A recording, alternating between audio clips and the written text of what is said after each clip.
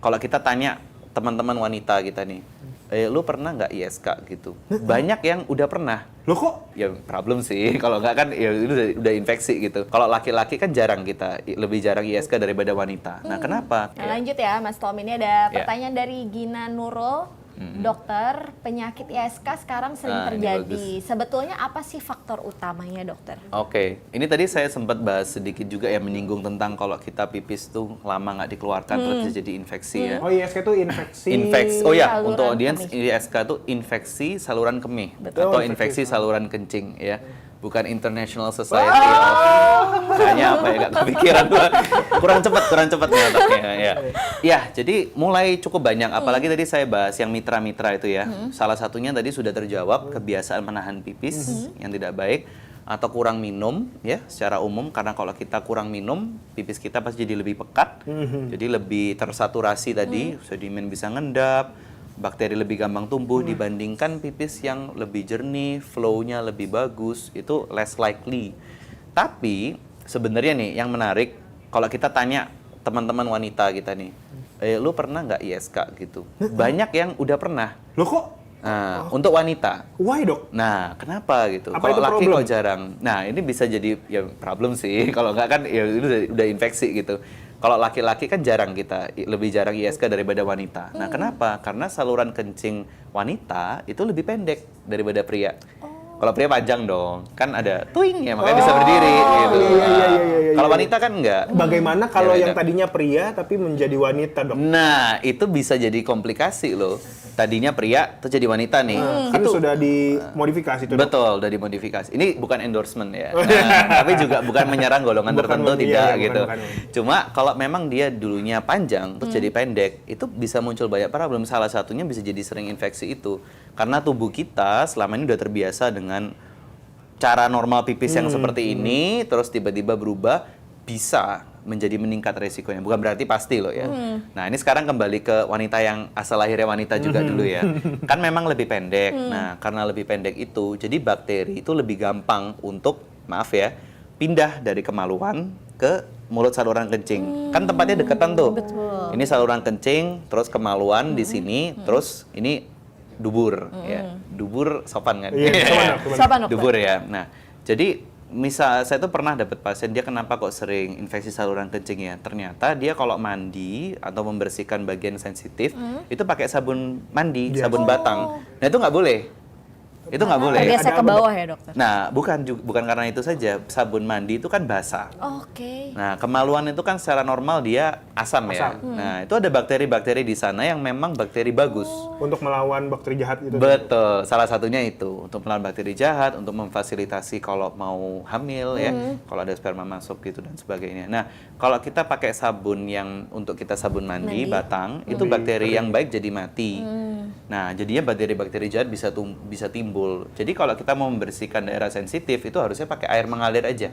Oh. Nah, jadi jangan pakai sabun Jangan mandi pakai itu. sabun. Itu yang pertama resikonya. Terus ada yang kedua nih, kalau misalnya tadi sempat hampir kejawab ya Mbak Jati ya. Jadi kalau misalnya kita membersihkan kotoran setelah BAB, itu baiknya itu di belakang aja. Atau dari depan ke belakang. Ke belakang. Kalau dari belakang ke depan, itu beberapa bisa loncat pindah tuh. ya. Nah, pindah terus kena saluran kencingnya. Akhirnya dia infeksi, dia naik ke atas. Kalau cowok kenapa enggak? Ya kan jauh. Oh, iya, Gitu. Tapi cowok juga bisa.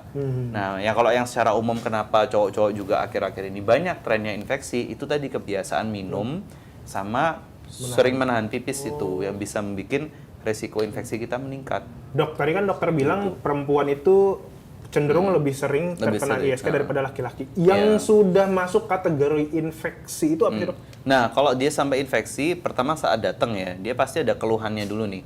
Dan, nah ini harus dibedakan juga nih, bagus sebenarnya. Kayak kalau kita ngopi tadi kan problem yang paling sering dirasakan tuh sering pipisnya, sama nggak bisa nahan pipis.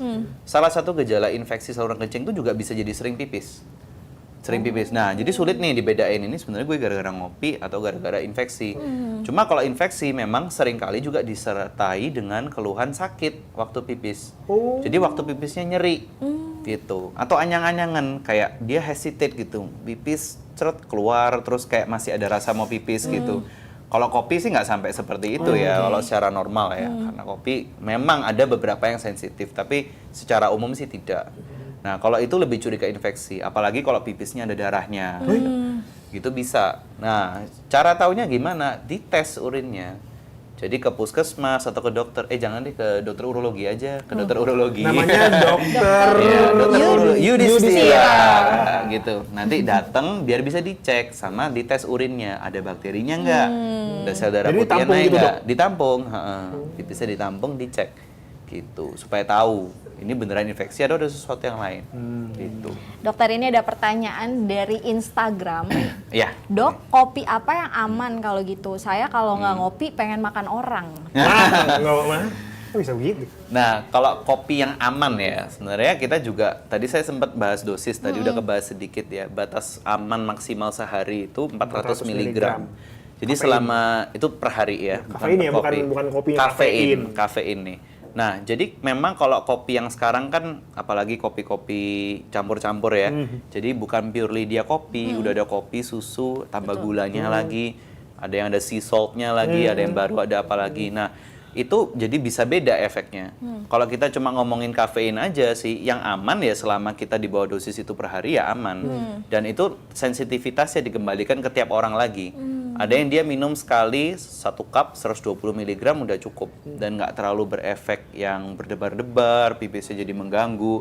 Ada yang 200 mg dia oke sekali minum. Nah, itu beda-beda lagi. Tapi kalau kita ngomongin aman secara luas ya. Kalau saya ditanya ya, kopi-kopi yang instan sekarang itu bahayanya bukan kita bahas ke saluran kencing atau ke keluhan pipisnya. Tapi bahaya untuk bisa mengganggu metabolismenya dia.